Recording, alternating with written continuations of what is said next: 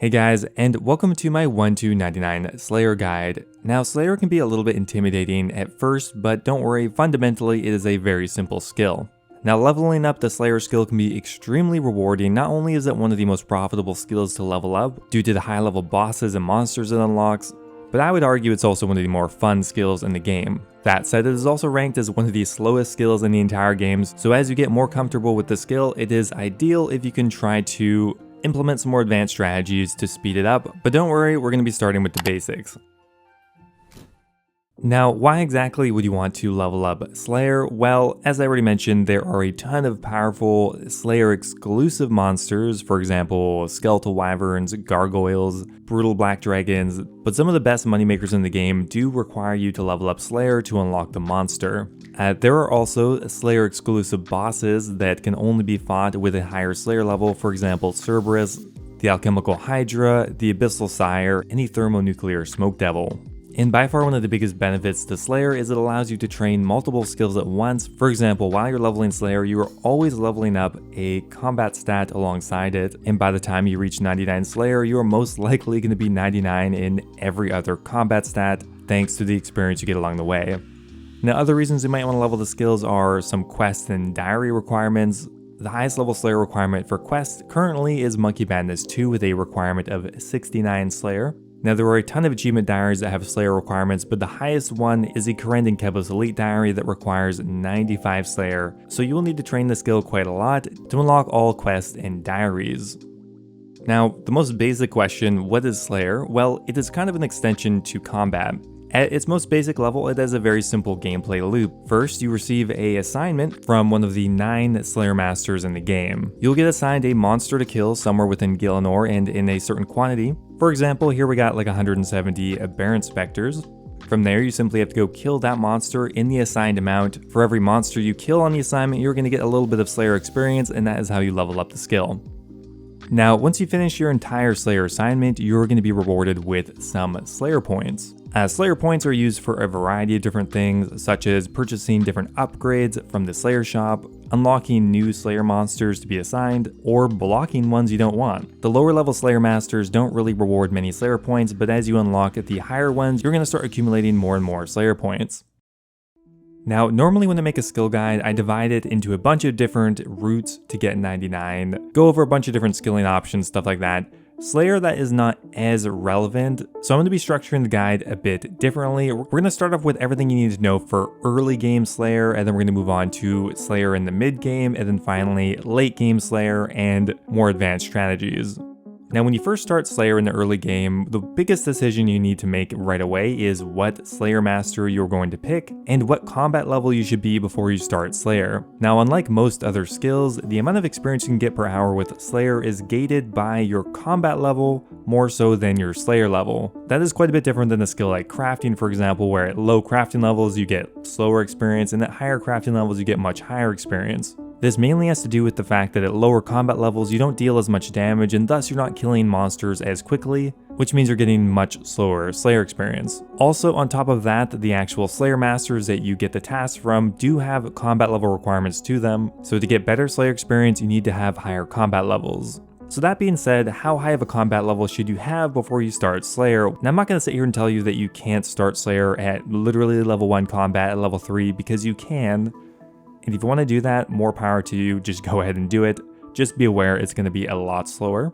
But more realistically, if you want to start Slayer in the early game, I would recommend at least 40 combat. And if you want to wait a bit more into the mid game, you should try to get maybe at least 70 combat. So the next decision, which Slayer Master should you choose? We're going to do a brief overview of all of them to tell you which ones I think are good. So starting off at 0 combat, we have Turiel. You don't need any requirements to use this master.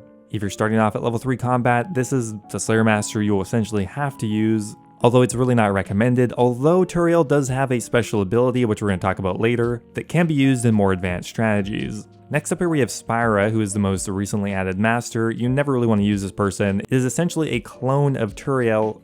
Next up here we have Crystalia, which is the Wilderness Slayer Master. She will only assign monsters in the wilderness. Now, there are some viable uses for her, but I would say if this is your first time leveling this skill, I wouldn't recommend it because you'll need to go into the wilderness for every task, and she can assign fairly high level assignments, so if you're too low level, you'll be pretty much out of luck. Next up here we have Machna at level 20 combat. I would generally recommend just never using the Slayer Master. The assignments are really awkward and very low level. Next up here we have Vanica, who's a familiar face. To get a task from Vanica, you require 40 combat, and this one is a decent option for those who want to do low level Slayer. There's a decent variety of different monsters. Some tasks are quite good and others are very annoying. Now next up here we have Childer. Childer requires level 70 combat to use and is a pretty good option at that level. She tends to assign mid to high level Slayer tasks, although she does still have a lot of weird low level awkward tasks as well.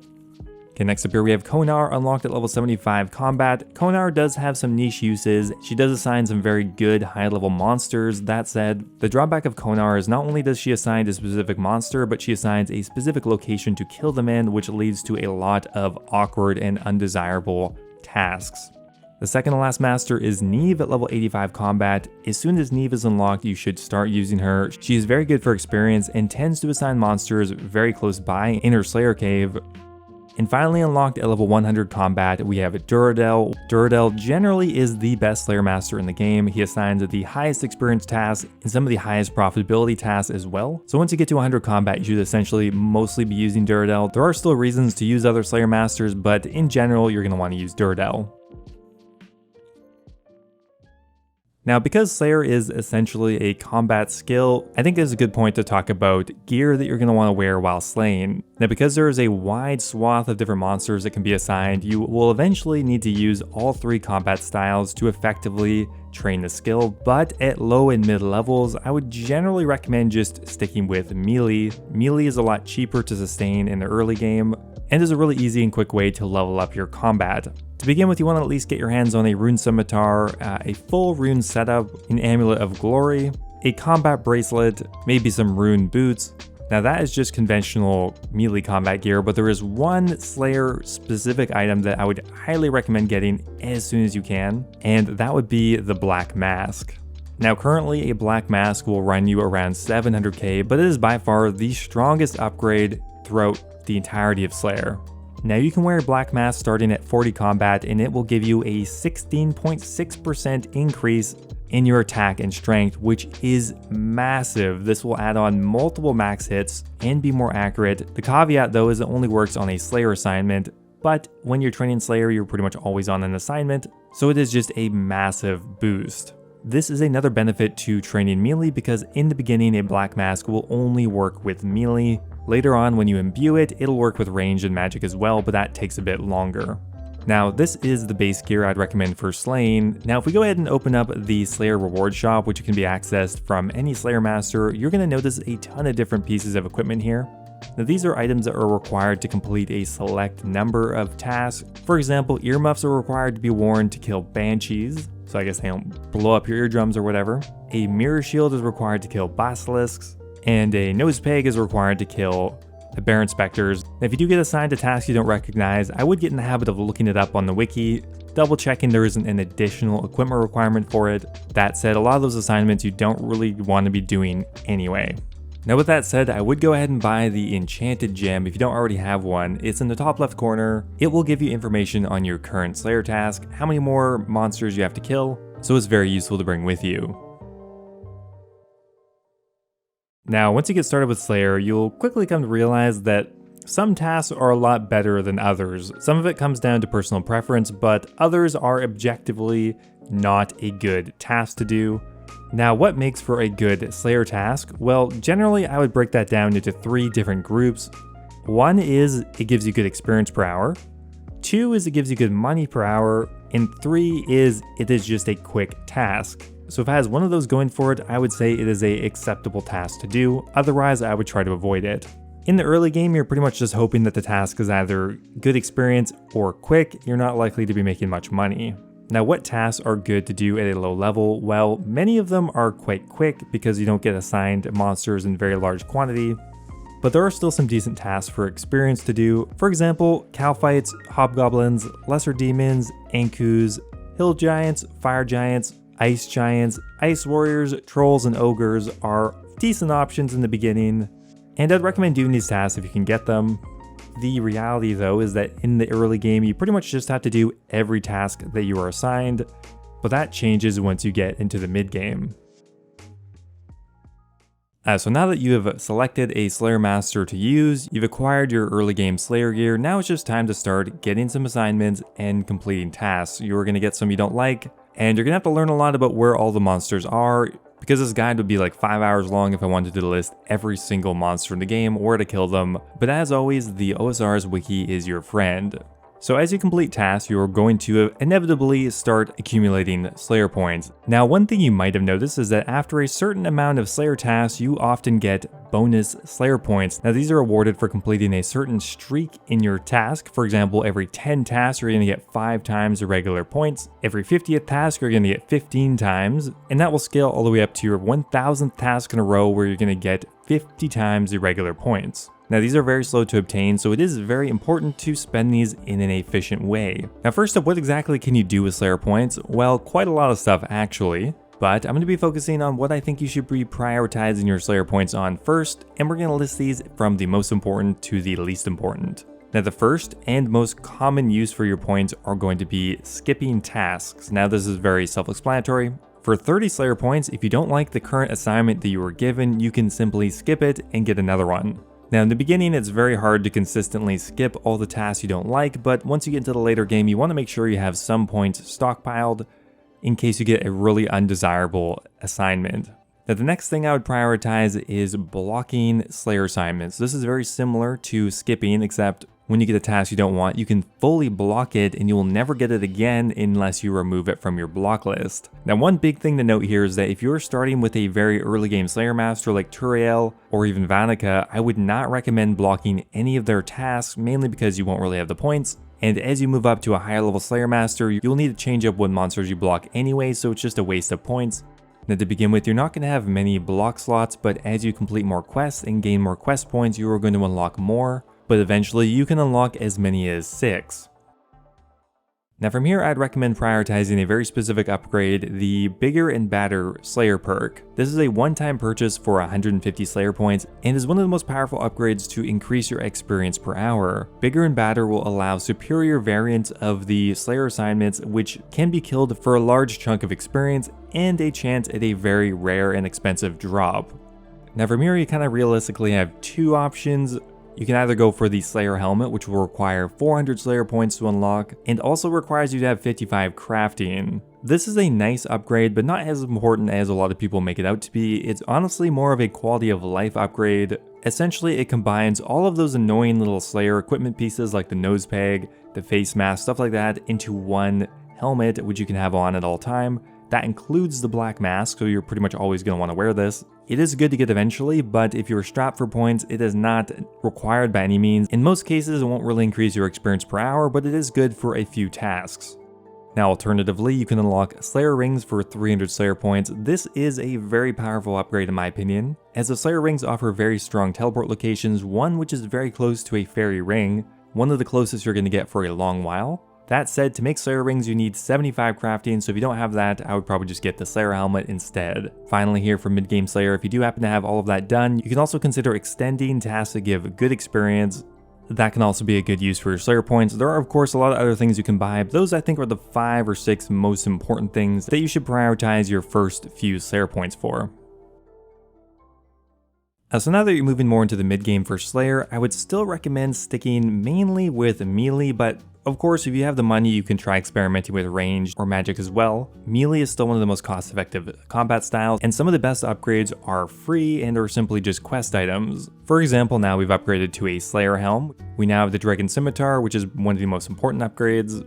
We have the Fire Cape in our cape slot that provides a strength bonus. We have a Fighter Torso from Barbarian Assault, Barrow's Gloves from Recipe for Disaster, and 2 optional items, the Obsidian Plate Legs and the Berserker Ring Imbued. These are just staple, good mid-game items that I would highly recommend for Slayer, which will really increase your damage per second.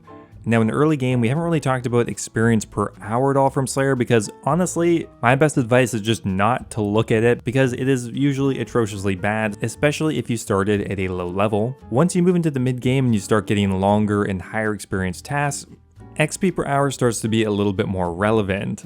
That said, I would still say a fairly good mid-game Slayer task is most likely only giving you somewhere around 20 to 30k Slayer experience per hour. And that's why Slayer is considered pretty much the slowest skill in the entire game. Now at this point you should definitely move up to the Childer, Slayer Master, and ideally Neve. Once you get up to Neve is really when Slayer starts to become more consistent, and the XP per hour starts to go up a lot as well. So now that we moved into the mid-game for Slayer, what tasks should you be doing? Well, there's a couple factors to consider here. So of course we know what a good task is. That is something that is good experience, good money, or is quick. But now there's an extra layer here. Now that we have some Slayer points, we are able to block tasks and we're able to skip tasks. So in the mid-game you could visualize this in a different way. What tasks should I do? What tasks should I block completely because they're awful? And which tasks should I skip? Now to answer this question, we need to look a little bit more in depth on how the Slayer assignments work. So we're actually going to go open up the OSRS wiki and look at the Neve task list. Now each Slayer Master has a different set of potential assignments, and while you are given a task somewhat randomly, not all tasks are weighted equally. At the right here we can see the weighting for all of the different tasks. The higher the weight, the more likely you are to receive that task. So for example, Neve has a higher chance of assigning Abyssal Demons than she does of assigning Aberrant Specters. So the general advice is when you are deciding which task to block, you should block your least desirable task with the highest weight. So I personally think Turos is a really annoying task to do, but I wouldn't block it because it has such a low chance of popping up. And if you get Turos, you can simply skip it, and that is a lot more efficient for your Slayer points. One other thing to consider is that a lot of Slayer assignments do have a soft requirement to unlock them. So for example, an obvious one, Abyssal Demons, you're never going to be assigned Abyssal Demons until you have 85 Slayer. But also some of them are unlocked via quests. For example, you're never going to be assigned Adamant Dragons without completing Dragon Slayer 2, and some are even unlocked in the Slayer shop. So to decide what tasks you want to block, I would usually do the following. Come over to the wiki for the Slayer Master you're using. On the right, you can organize the tasks via weight and put the highest weighted tasks at the top. Starting from the top, just pick your least desirable tasks and you should focus on blocking those.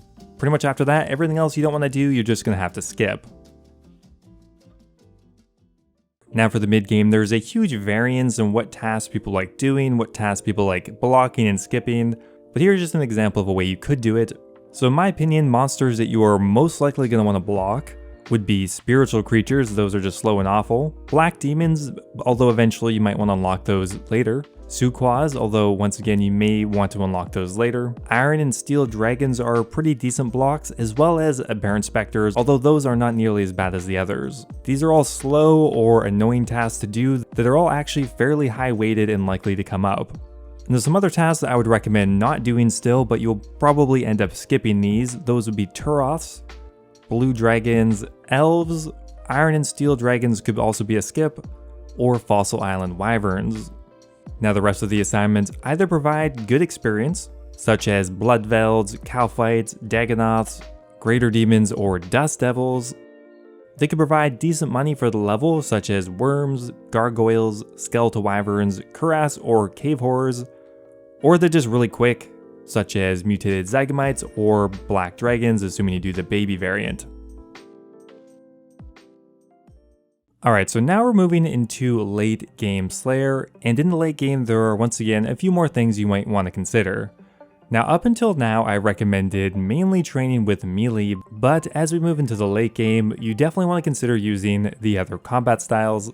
Now let's start with ranged, and specifically the cannon. Now the Dwarf Multi-Cannon is essential to get some of the highest late game experience rates. Honestly, the earlier you can get this, the better. The main drawback to the cannon is it is very expensive and you usually don't make your money back with it, so you're constantly going to be draining money due to the cannonballs, but honestly it is a great use of your money because it will speed up your tasks tremendously and you can use it on the vast majority of Slayer assignments.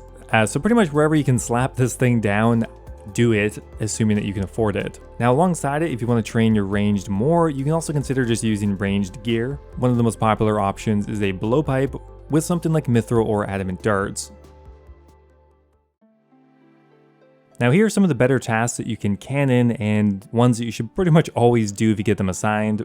First up here we have Dagonoths. These can be killed in the Lighthouse dungeon with a cannon with either ranged or melee, and can get you up to 80,000 experience per hour in Slayer. Granted, it's a fairly short task. Now another exceptionally good task is Bloodvelds. However, to do this effectively, you actually do need access to the Ditch laboratories, which I believe requires the completion of Sins of the Father. The reason the laboratory is so good is because it offers a multi-combat area to kill Bloodvelds in, and when you're killing them here, you can get usually 75k to 80k per hour with a cannon, which is incredible. Another good cannon task is Cow Fights. This can get you up to 70 or 75k per hour. Granted, it is a fairly short task as well. Once you get access to the cannon, Suquas actually become a fairly decent task, giving you around 50k per hour from a cannon.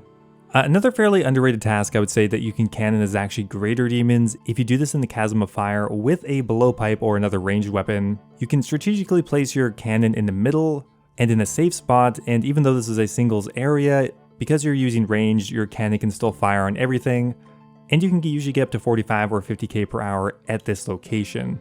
Now those are just some examples, and again, you should just cannon everything you can, but those are the best tasks. Now also in the late game you have Magic, and Magic once again offers one of the better Slayer training methods in the late game, and that is due to the Ancient Spellbook, and specifically Bursting or Barraging. Bursting Slayer creatures offers some of the highest experience rates in the game, while also often being break even. When bursting, it's actually a lot more effective if you can stack up your enemies into a very small area and attack them from there. For example, here we're doing it in the Catacombs of Korend, and essentially the way this works is you have to attack all of them once to aggro them, either with darts or even the Din's Bulwark can work here. Once they're all aggroed to you, you run into a corner and run in somewhat of an L formation back and forth over and over and over again until they all stack up. Once they're stacked, here you switch back to your mage equipment and burst them down. This is much quicker than trying to just lure them around, mainly because you do actually freeze them in place every time, so if they're spread apart, they're gonna most likely stay that way. Each location has a marginally different strategy, but this will work for the majority of burst tasks. Now here's a list of some of the best bursting tasks. Currently, I believe Smoke Devils are the best Slayer task in the entire game. These can offer well over 100,000 experience per hour, but does require a lot of practice to get right. After that, we have Neck Reels, which can easily get you up to 80,000 experience per hour. And you're definitely going to want to kill these in the Catacombs of Korend. Next up here we have Dust Devils, which give a fairly similar amount, albeit maybe closer to 70 to 75,000. Once again, you're going to want to kill these in the Catacombs. And if you want to get a little fancy with it, you can even try Abyssal Demons. This one requires a lot more effort, but you can once again get pretty close to 70 or 80,000 experience per hour. So all of these tasks together, I would say, make up the S tier of Slayer. They offer some of the best experience rates in the game, and you should always try to do these if you can. Now, one other option you have when you've made it pretty deep into Slayer is Slayer bossing. Now this could come in the form of the actual Slayer bosses such as Cerberus, the Abyssal Sire, or the Alchemical Hydra. Those require Slayer levels to kill. Alternatively, you can kill other bosses simply on a Slayer task, such as Vetenatus on a Spider task, or Zami God Wars on a Greater Demon task. Bossing can be a very profitable, although slower way to progress in the late game. Normally, you're not going to be getting much more than 20 or 30k per hour Slayer experience when you're killing any of these bosses, and that is often on the higher end of things as well. But if you're not looking to rush the skill to 99, bossing your way there can be an extremely lucrative way to make a lot of money on your way to 99. Okay, so we're finally on to the last part of the guide, and this is kind of more advanced mechanics or just other odds and ends that didn't really fit into the rest of the guide. Now, one thing you might consider using throughout most of your Slayer training, although it's not required, are Expeditious Bracelets and Bracelets of Slaughter. These are items that will either extend or lessen your Slayer tasks. The Expeditious Bracelet has a 25% chance of a monster killed to count as 2 kills towards your Slayer task, which essentially speeds undesirable tasks up. The Bracelet of Slaughter does the opposite, has a 25% chance of not counting your kill towards your Slayer task, essentially extending it for better tasks. Now at the very beginning of the guide, we mentioned the Turiel Slayer Master and how I wouldn't generally recommend using them, but there is one caveat here. There are a couple advanced strategies that can involve Turiel. Now Turiel can reset a task for you, keeping in mind that that will reset your task streak. So if you had 200 tasks done in a row and you grab a task from Turiel, that will reset you to 0. Now normally that is not really a good idea in the beginning because you're trying to save up as many Slayer points as possible, but once you get to high level Slayer points aren't that big a deal, and you should have a fair number stockpiled anyway. So one strategy that some people employ is something called Turiel skipping. Essentially, this just involves you grabbing a task from your Slayer Master of choice. For example, people do it very often with the Konar, attempting to get a Alchemical Hydra task. So you get a Konar, you don't get the task, too bad, but you can actually simply cancel it with Turiel and reset it to one of the lower level tasks. From there, you have to do it, but it's very quick, and then you go back to Konar and try again until you get your desired task. It can be a little time consuming, but if you're looking for very specific tasks, Turiel skipping can be a very powerful strategy. Now another interesting strategy you can employ with Turiel is another thing called Turiel point boosting. Now this is something you may actually consider using in the early game. What is point boosting exactly? Well, it essentially involves using Turiel to do a number of tasks to boost up your streak count to right before an important milestone. Usually players will do 9 tasks with Turiel, and then they'll do a final task with their highest level Slayer Master. They'll claim the large point boost from that singular task and then move back to Turiel and keep boosting up your task streak. This is a very powerful strategy to earn Slayer points quickly in the early game and unlock some of those more important upgrades. It is a bit tedious, but I think it does pay dividends in the end. Unlock upgrades quicker and just generally progress through the point shop in a much quicker way. So anyway, that is finally pretty much it with everything I wanted to talk about in my Slayer guide. But in the hopes of keeping this guide as succinct as possible, we're just going to include what I think is the most important information. In the end, how long will it take you to get 99 Slayer? It can take anywhere from 200 hours to 400 hours. I mean, there's just a huge amount of variance in how long this skill takes, and it really depends on your own personal preferences. If you're slaying more so for money, or if you're slaying more for experience, if you know what you're doing, or if you're a complete beginner, those things are going to impact how long it takes in general. So anyway guys, thanks for watching. I hope you guys enjoyed the video. Let me know what skill guide you'd like me to make next, and maybe we'll get around to it pretty soon. Anyway, thanks for watching, and I will see you next time. Now, before I go here, I want to give a huge thank you to all of my members over on YouTube. Thank you so much to Cesarium OSRS, The Hybrid, Alejandra, Sejuani's Flail, and Kush Patel for all being subscribed at the Dragon tier. Thank you guys so much, really appreciate it. Also a giant thank you to Ryan Shady, Mexos, Base Titch, NDM001, and YoYoSub89 for all subscribing at the Runite tier. Really means a lot. As always, if you are looking for another way to support the channel, becoming a YouTube member is a great way to support me directly.